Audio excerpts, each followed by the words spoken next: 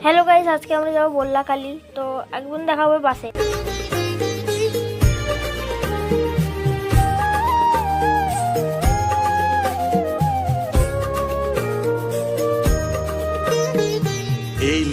তো গাইস বল্লাখালী পৌঁছে গেছি, এবার টোটো চড়বো। টোটো চেঁচে আমি যাবো হচ্ছে একদম মন্দিরের কাছে। তো আপনারা দেখতে থাকুন। আমার মা অধম তোর এই সন্তানের কোলে তুলে।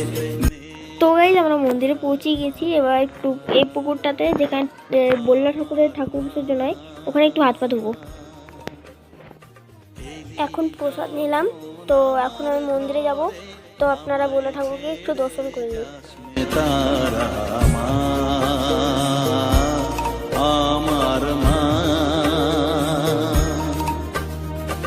অধম তোর এই সন্তানের কোলে তুলে। তো এখন আমরা পূজা দিয়ে চলে এসেছি বাইরে। তো এখানে আমরা আমার পায়ের উপর একটু পা রেখে দিয়েছিল, এই জন্য আমি একটু পাটা একটু ধুবো।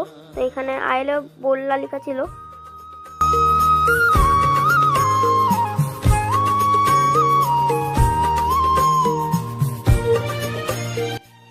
তো আমরা ঝাঁকাটা দিয়ে আমরা এখন বাইরে একটু ঘুরছি, মানে পুরো মন্দিরটা বাইরে ওখানে দেখতে পাচ্ছেন। ওখান থেকে পুরো যখন কালী পুজোর সময় ওখান থেকে পুরোটা লাইন হয়, লাইন থেকে ঠাকুরকে দর্শন করা যায়।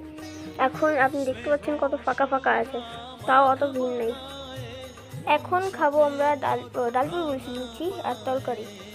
এইখানে এই দোকানটাতে খাবো লুচি তরকারি। তো আপনারা দেখেন, দেখে থাকুন। সর্বকোণে বিরাজ করিস মঙ্গলা শ্যামা।